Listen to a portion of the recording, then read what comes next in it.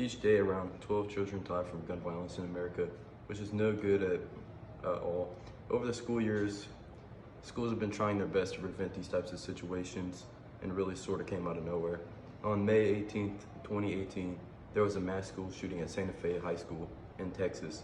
10 people were killed and 14 were injured. It all started around 7:30 a.m. in art class. Many students thought it was like a fire alarm at first, but after hearing all the gunshots, people realized what were going on. The shooter's name was Demetrius Pagatoris, a 17-year-old boy who used a shotgun and a revolver in his dad's name to kill 10 people and wounded 10 others. Based off the shooter's story, he spared the students he liked. He also shot a retired Houston police officer and a teacher as well, not just students. This wasn't the only part of his plan. According to the evidence, the suspect had planted bombs all over the school that didn't go off. He even made a homemade Molotov. School shootings have gotten more and more popular in America, making the learning environment more dangerous. This is one of the 380 school shootings since the Columbine in the U.S. now. This effect comes from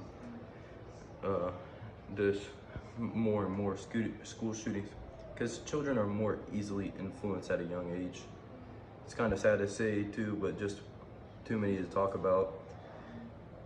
Many students really just can't contain themselves under pressure. Sometimes school shooters can be grown men and shoot up the school just as an act of terror before they commit suicide or just accept their fate. A police chief has a very strong opinion on gun rights. The right to bear arms wasn't meant for kids to use on more kids than civilians. It was a form of protection and a really big cause and effect moment, because the U.S. leads with the estimated 390 million guns in circulation compared to any other country. That is the highest amount of firearms in the world. The U.S. has 120.5 guns per 100 people. That shows how easy it is for a child to access a gun. How do you feel about school shootings and the effect it had on the school? Like, honestly, just like the effect that had on everyone, it's terrible. We all have trauma now, thanks to that. Are guns the issue, or is it the child and parents' fault? It could be a mixture of both, to be honest. Like, parents not locking their guns up. How can the school prevent these types of situations from happening in the future? I mean, maybe they could arm teachers that can prevent stuff like that from happening. Yeah. Why do you think this person decided to shoot up the school after this big shooting because he was bullied? Besides that, Probably couldn't take it anymore. Couldn't deal with all the kids' bullcrap. So he just took it into his own hands. Terrible. yeah. How did you feel whenever you realized what had happened to like the students you knew, along with the teachers, your friends? I felt sad because like I grew up with them. And now look where they're at. Victims who survived but got injured were rushed to the hospital. Since there were 14 students in need, they had to go to 3 separate hospitals. They had to go to Clear Lake Regional Medical in Webster, Texas. The other 2 patients in Mainland Medical Center in Texas City.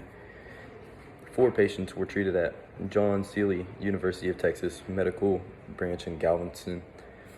School shootings are a big issue in the U.S., and everything about a school shooting is just wrong, but devastating effects to the family and friends of the people who got unlucky is no good. A lives taken all too soon because one student had a bad experience, and shows the new generation is following along with the elders of the younger generation to prevent school shootings. Hearing the students' thoughts on how it affected them in school was most devastating. Schools set up ways to protect and have a plan to escape in case students need it. Prayers to all the families. Police and federal agents searched the house where Demetrius Pagortsis lived a few miles from the high school and say they found some low-level explosive devices in the house and his car. But they say none of the pipe bombs he left in the school went off. Officials say he wrote in journals, a computer, and his cell phone about wanting to shoot up the school and then commit suicide, though he surrendered after exchanging gunfire with first responders and is now cooperating with investigators. So far, they say, no obvious motive. He had no prior brushes with the law. Teachers say he did not turn in disturbing homework. there were not those types of warning signs. We have what are often categorized as red flag warnings. And here, the red flag warnings were either non-existent or very imperceptible. His only apparent violence-related expression was this T-shirt that said "Born to Kill" that he posted on social media April 30th. But authorities say he had a long, dark coat and wore it or something similar today to conceal his weapons, and appeared to copy many of the details of the shooting at Colorado's Columbine High School in 1999. Woodley seems like this guy was emulating the Columbine killers, which is what so many of these people do. They study each other, and they like using the theatrics to sort of echo. But what led to that obsession remains a mystery. Pagortzis played football his freshman year and seemed to fit in, though today some classmates say he'd been complaining recently that he'd been bullied. Investigators say tonight that the two weapons they accused Pagortzis of using in the shooting, a shotgun and a .38 caliber revolver, belonged to his father and appear to have been legally purchased. Hey, NBC News fans, thanks for checking out